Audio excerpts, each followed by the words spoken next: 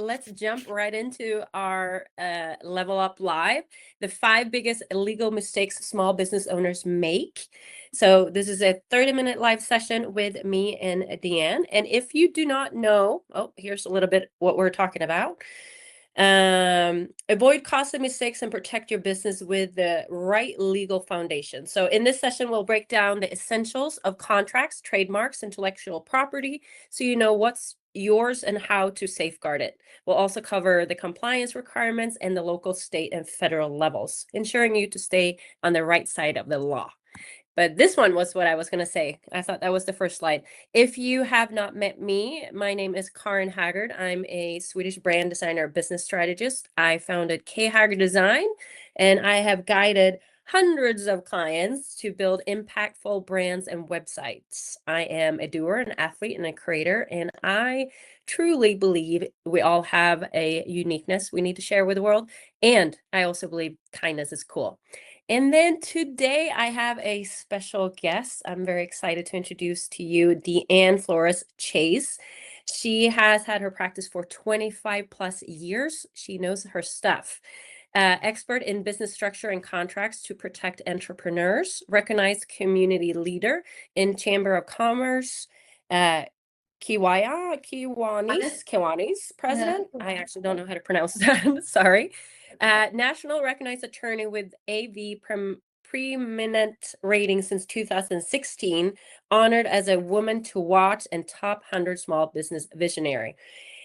Welcome, Deanne. Hi, Karin. Thank you for having me. Yay. Okay, so today we are going to go through the 5 biggest mistakes, and I also want to see here, same solution, money management, financial services. Okay, so we got financial folks in the house. But let's get going. So I'm going to let you go through the slides, and you can ask questions as we move along, and take it away, Dan. Okay. Well, thank you all for attending today. We have a business law firm in Southern California where we advise business owners and professional practice owners on a regular basis on all their legal structures. And so I always like to start at the foundation, and the foundation is choosing and maintaining the right business entity. So I think you've got some slides, Karin. Go ahead and go to the next one. So a sole proprietor is actually not a business entity, but it is a place where many entrepreneurs start, right? They start with a sole proprietorship, which basically means you just say, here I am, I'm in business. And a lot of times, without making any filings with the state, you can sometimes come up with a DBA, a doing business as, and you can say, here I am doing business as, what have you. But the problem with a sole proprietorship is basically there's absolutely no personal liability protection whatsoever. You are responsible for all of the debts and obligations of the business. And if you're looking to grow and scale a business to sell, being a sole proprietor is not an ideal situation to be in when you have somebody wanting to buy your business. Well, next. So the partnership is basically the same as the sole proprietorship, but basically you have 2 or more people. So a partnership is just that. Again, it's not a business entity. There's no required state filing. You are still responsible completely for all the debts and obligations, jointly and severally, which means all the partners are now responsible. And partnerships in particular are really, really can be very problematic in the absence of a business entity with a strong partnership agreement, because in this sort of a partnership, you are responsible for anything your partners do or say, regardless of whether or not you know what they're doing and what they're saying. So we can advise that. So the next is, and I've got, just so you know, I'm looking off to my screen just so I know what's kind of coming up next. So the next business entity is the limited liability company. And really, this is my preferred business structure for virtually every entrepreneur, except for in very specific limited circumstances. And those circumstances would be, if you are you expect that you're going to be opening your doors up to like some large scale private equity type of investors, something like that, then maybe you might want to look at a corporation. In that case, maybe even a Delaware corporation. But the LLC is an amazing structure. It provides you with personal liability protection. It separates your personal from your business assets.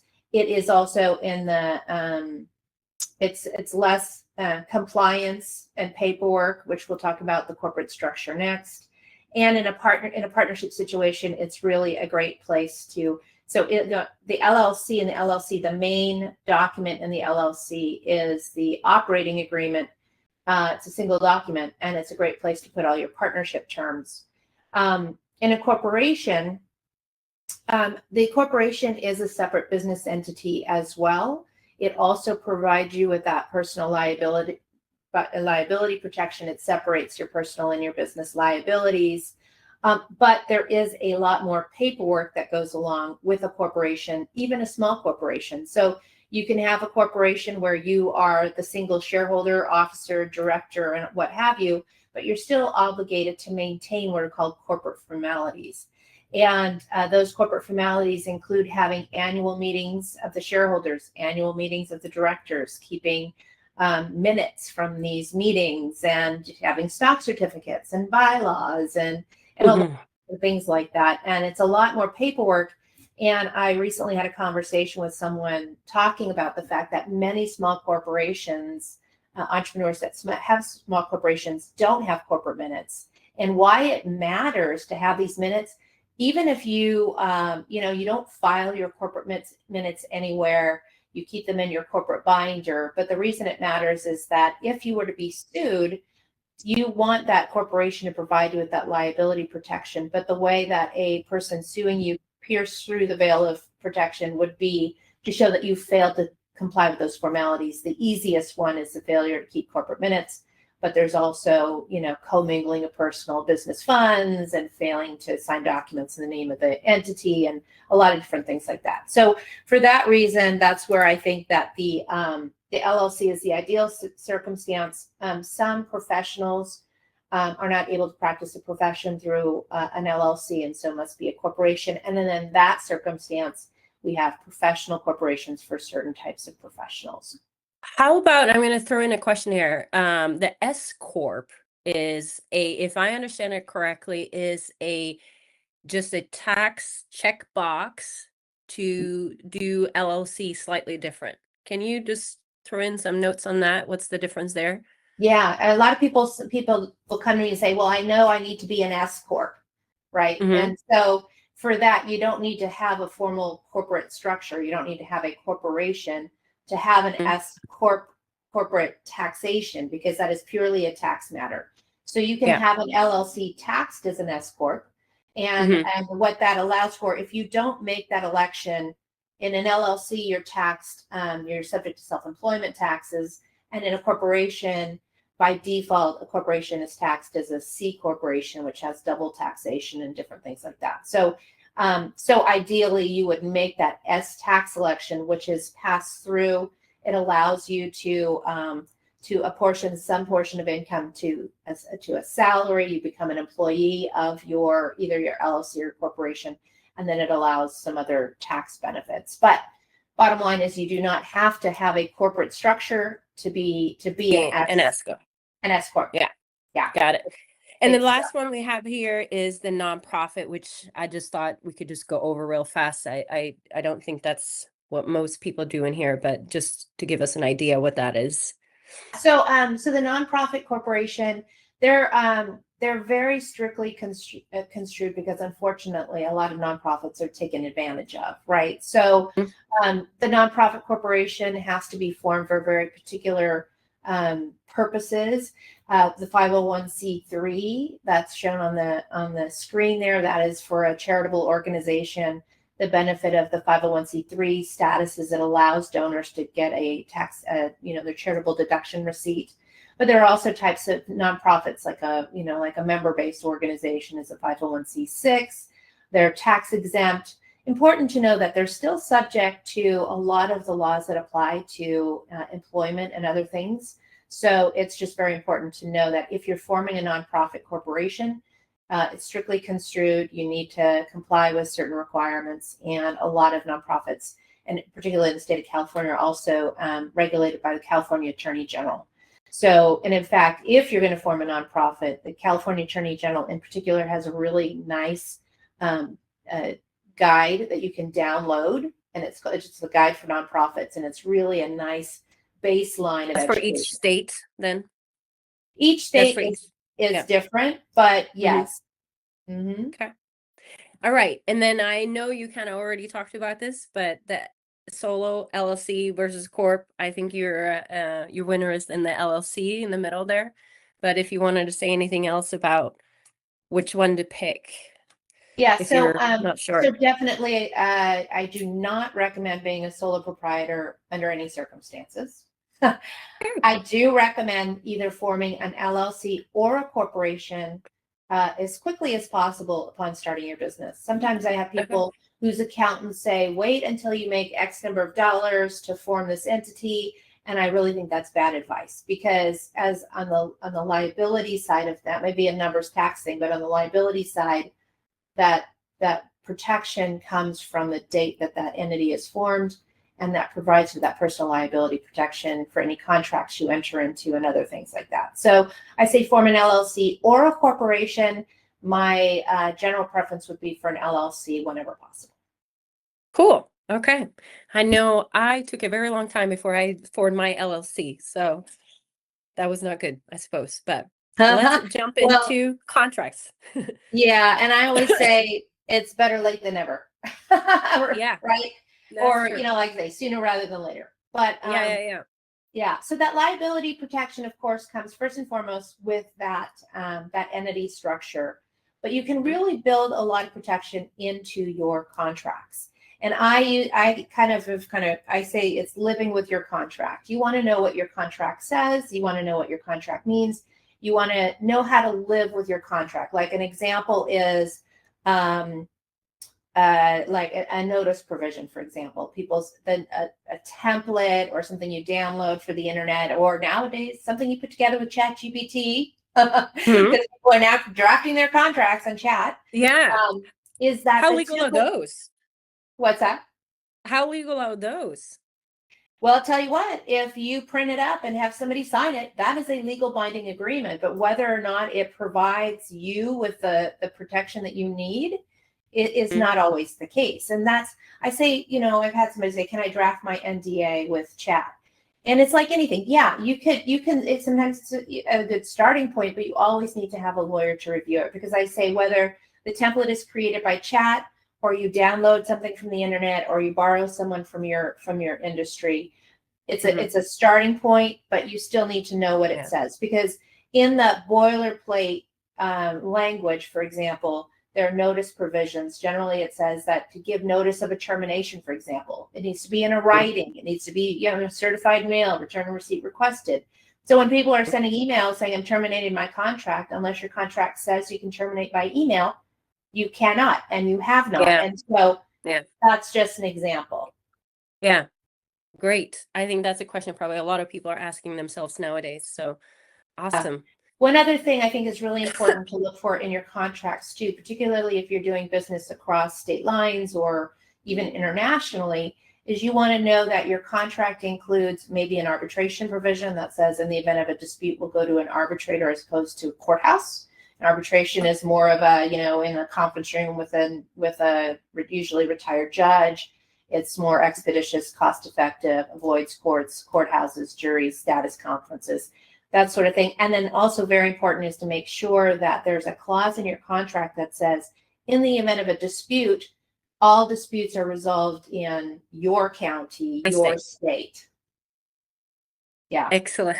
Yes. Because a lot of times, I have clients who are doing business, particularly with big companies, but just, across state lines. And unless that's in there, you can end up in court in like Georgia or Minnesota or some random state. Yeah. All right. On to protecting your brand. Yeah. So this is very, very high level, but so when your biggest protection for your brand is your trademark. right? Mm-hmm. And so you, and the trademark is for your name, a logo, a tagline primarily. And so I have people come to me and say, oh, I'm starting a business, the domain's available, I'm going to get started using this name.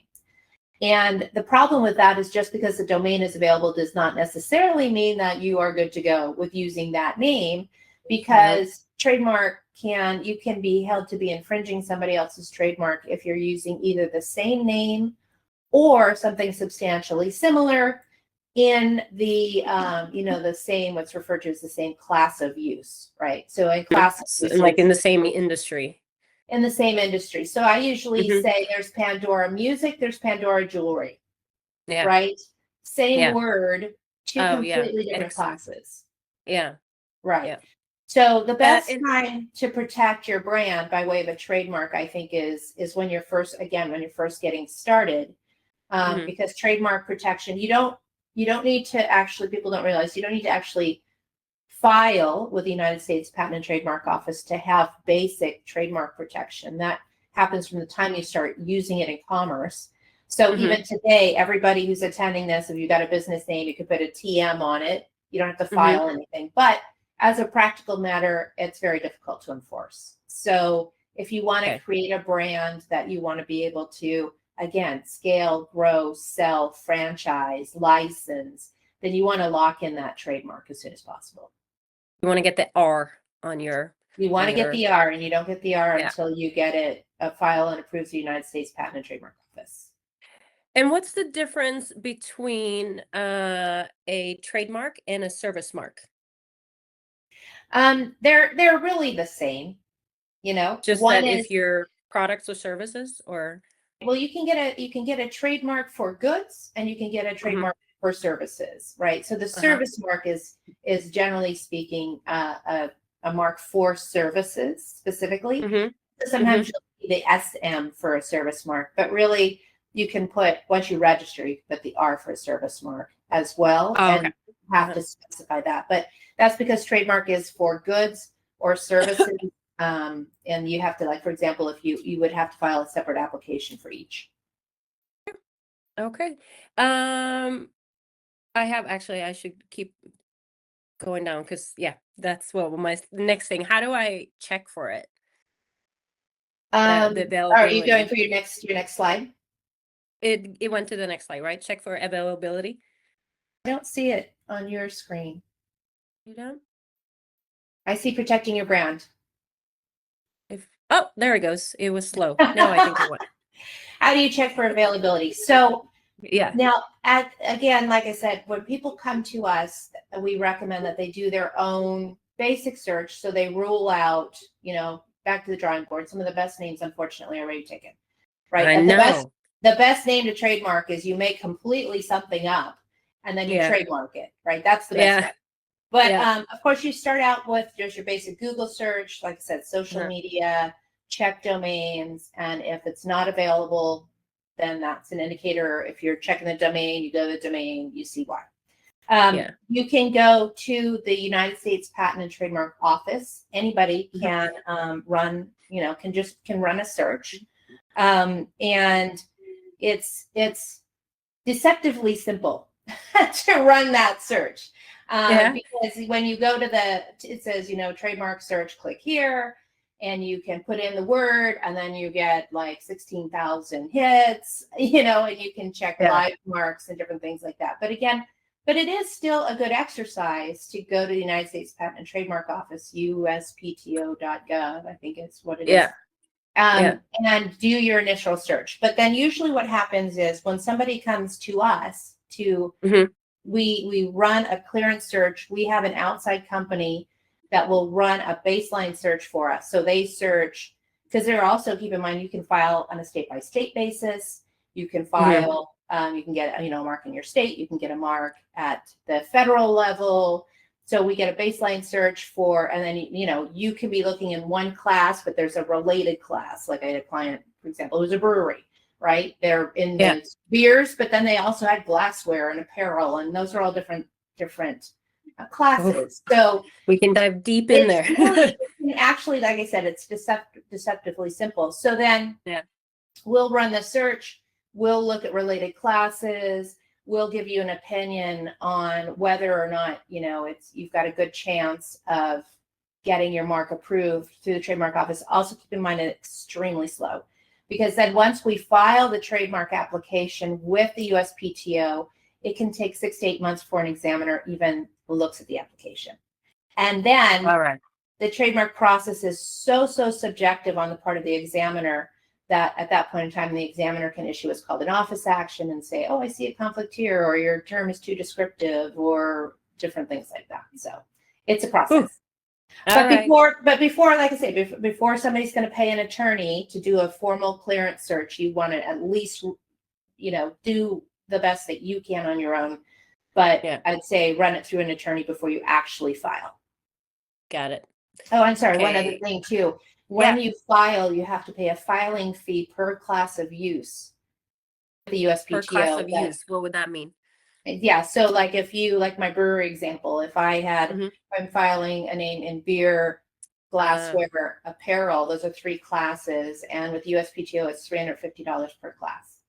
So sometimes if we think we got an iffy shot, but we want to take a stab at it, sometimes we'll pick like one primary class and file. So if we don't make it through, we don't lose all our filing fees. Okay. Definitely. Good little hint. Okay, moving on. We're running out of time already. I know. That's why I got to wrap it up. Trademark. It's so much to talk about. Team and hiring risks. Okay.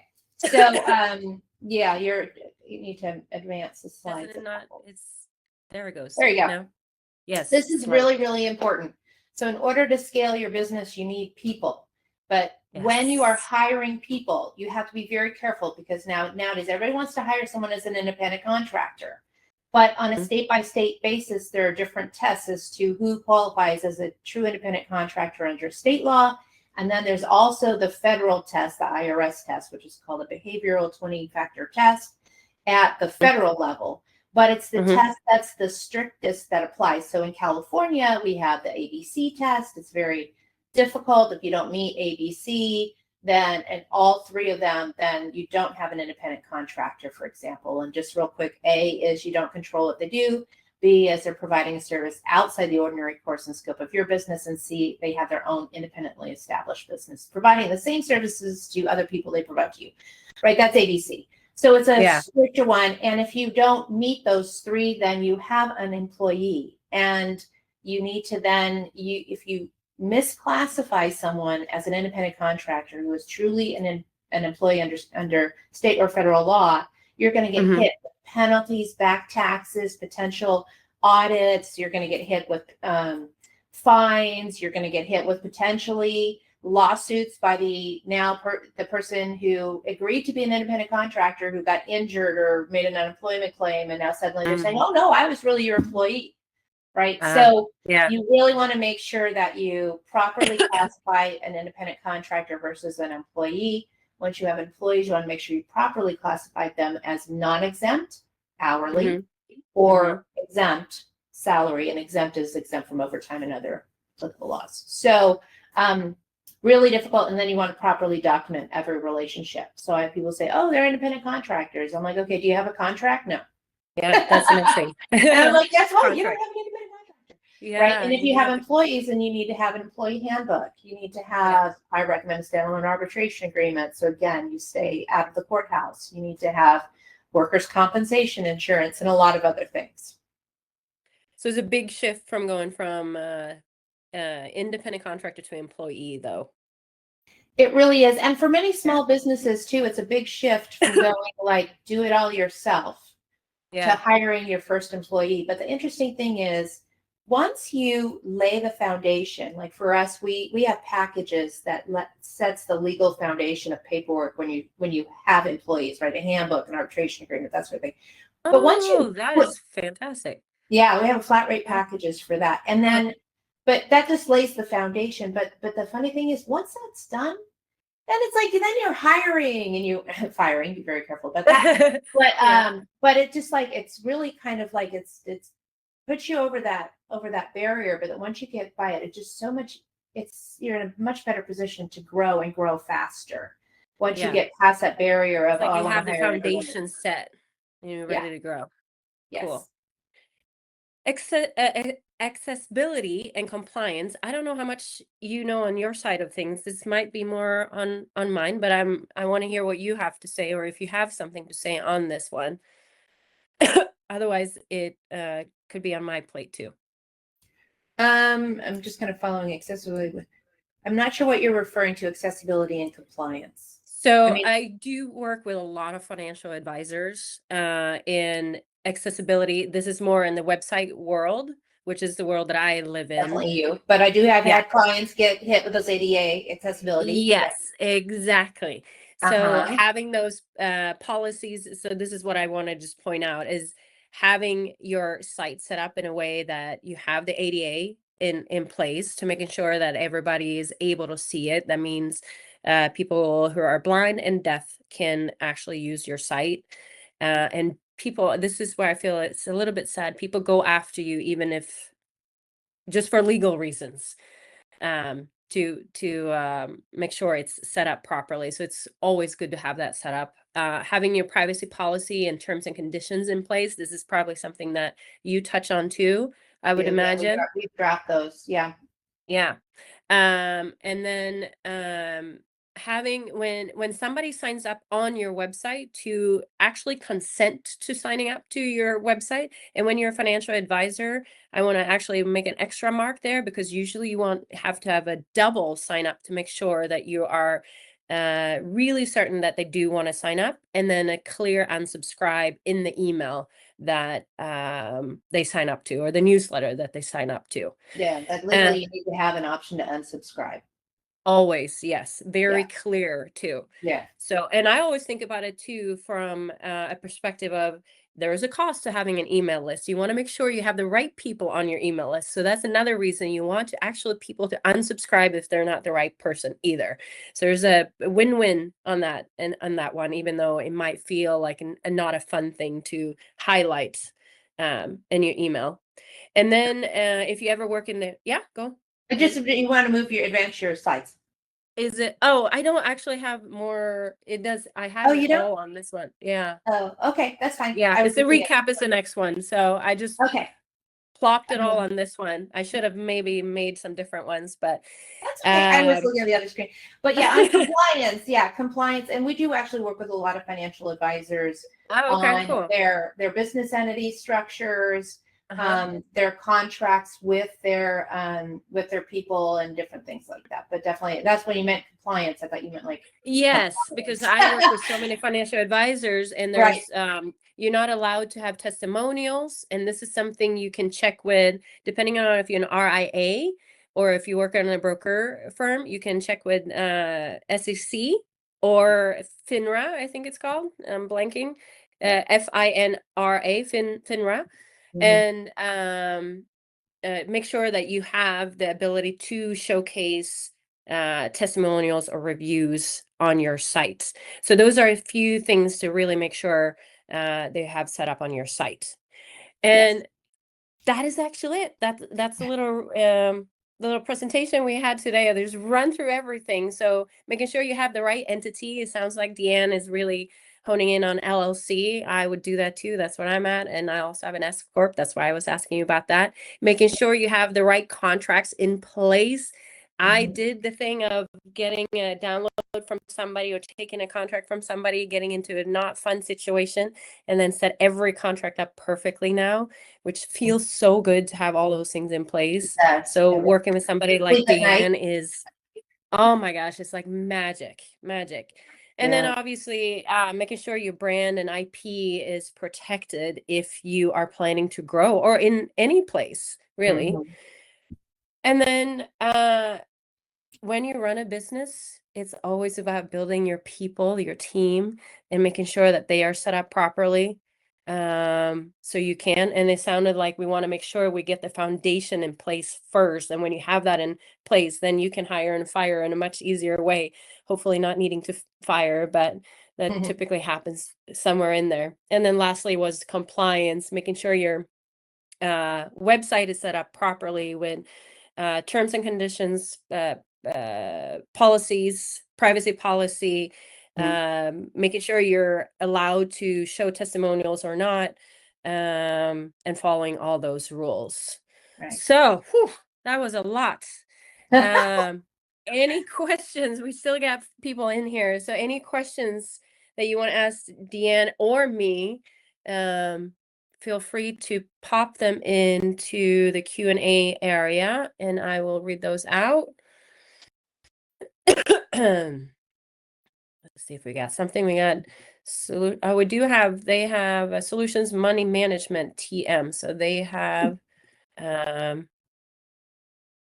not fully registered then. Yeah. Mhm. Let's see. What and where, Brett, are you? Oh, Florida. Okay. Florida, yeah. Different So, states. excuse me. Let's see. And so in case we didn't have any questions, I wanted to ask one thing. What is a legal mistake that doesn't show up immediately, but tends to just kind of show up down the road that causes bigger problems? What would that be? Or do you have anything that like comes up? Oh, I got a question here too, but that one first. There we go. Yeah, so things that can pop up, keep in mind, for generally speaking, you have a 4-year statute of limitations on breach of contract, that 2 years or different varying, depends on the type of employment claims. So I say those employment claims can pop up. Personal injury claims can really pop up later. If there's an injury, like somebody claims that they were injured on your property, they slip, trip, fall, what have you, or if you have drivers, or depending on the business, right? But someone can say, "Oh no, I'm fine," then it's really important still to do an incident report and document that, because then, a year and 8 months later, you get, and this is a 2-year statute of limitation for personal injury in California, for example, you're getting a claim or a lawsuit saying, "Oh, I fell at your property and I broke my back and I've had 10 surgeries," right? So even the smallest incident that occurs, really important just to document. Oh, do you need medical attention? No. You take down, if there are witnesses, take down the contact information. So then if you need to find those people a year or 2 later, you can contact them. That's good. Yeah. We got a question here. Could I get more clarification on the difference between copyright and trademark? So, like I said, trademark is your name, logo, or tagline. And a copyright is basically technically what the term copyright means is basically anything that's fixed in what's called a tangible medium of expression, right? So you write an article, you put that copyright, the C, you put the year and the owner, your copyright notice, right? It's on your website, for example, and the copyright, you put the copyright notice on your website, and it's the look and the feel and the colors and all that. It's the visual representation. It's a book, it's a piece of music, right? That's all copyright and copyrightable. And just like trademark, you do have some basic protection without actually making a file with the United States Copyright Office, which is different from the United States Patent and Trademark Office. But that's why you still put that, your C and that notice on anything that you intend to copyright. Okay. I hope that answered it. When you talk about website ADA, what tools do you recommend to ensure? Does that include color contrast, etc.? Gosh, I don't. That is me. Yeah. Do I have a tool? There's plenty of tools, and I would not recommend going for the free ones.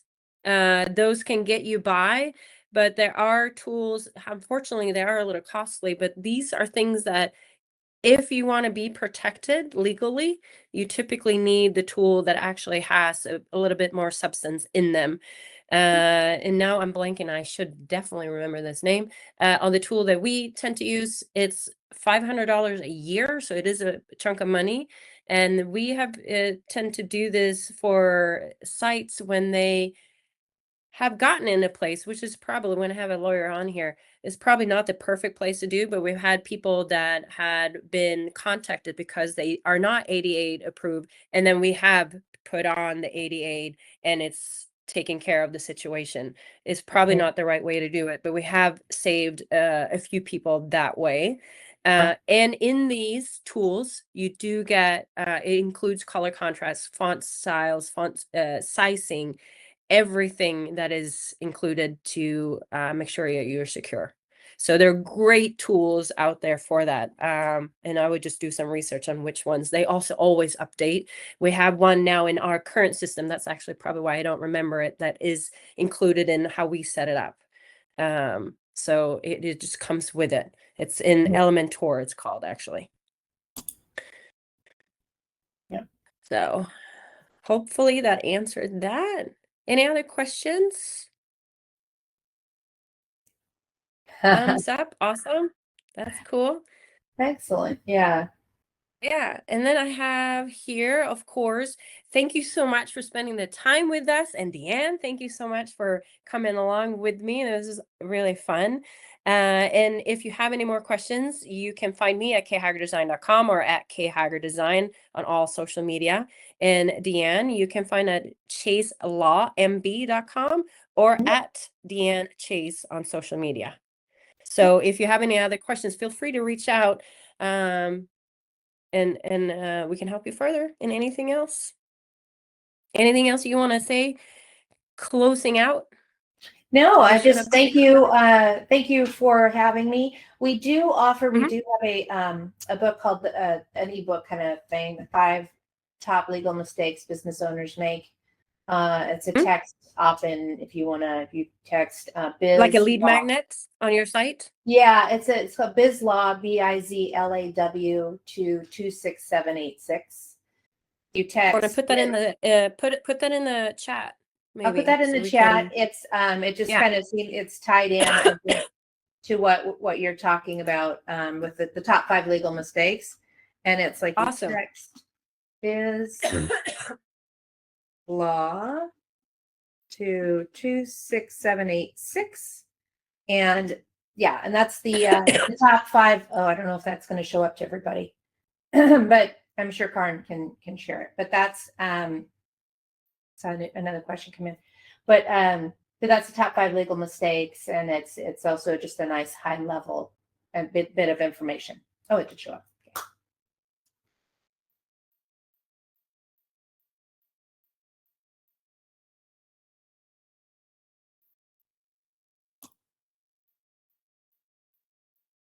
Okay. Thank you.